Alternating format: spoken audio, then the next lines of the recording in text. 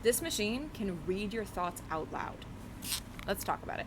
In order to speak, you think the words you want to say, and then an electrical signal gets sent from a part of your brain called the motor cortex to the muscles of your mouth and throat.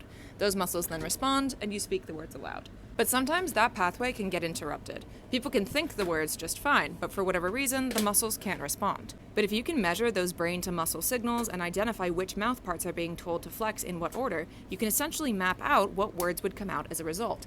It's like lip reading, but without lips. And scientists have created computer-brain interfaces, or CBIs, that can do exactly that. In a study published last week, researchers placed electrodes into the brains of 4 people who had medical conditions that meant that they could think but not speak words. The electrodes measured the signals from the motor cortex and relayed them into a computer, which was able to decode them into speech, recognizing over 125,000 unique words. Now, on the one hand, this is super exciting for those patients, but on the other hand, there's obviously a big risk to privacy here. You don't want all of your thoughts to get said out loud. That's where the difference between imagined and attempted speech comes in. Scientists weren't sure if speaking versus thinking happened along totally different neurological pathways or the same neurological pathway but with the volume turned way down. When you think words, even if you're not intending to say them out loud, the motor cortex still lights up, just not powerfully enough to actually trigger those speech muscles. It's like you're thinking in a whisper that's too quiet for your mouth muscles to overhear and blab out loud. Okay, pause. So this idea of a threshold mechanism is still just a theory.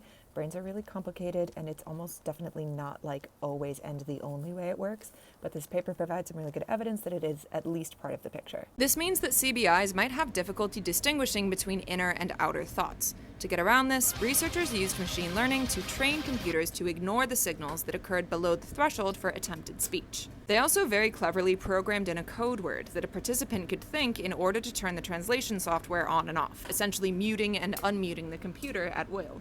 Now, there's still a long way to go with this. When participants were asked to respond to more open-ended requests, like think of the lyrics to your favorite song or think of your favorite vacation, they mostly responded in gibberish. And on that note, I want to end by saying that my favorite part of this paper is actually something that's not in it.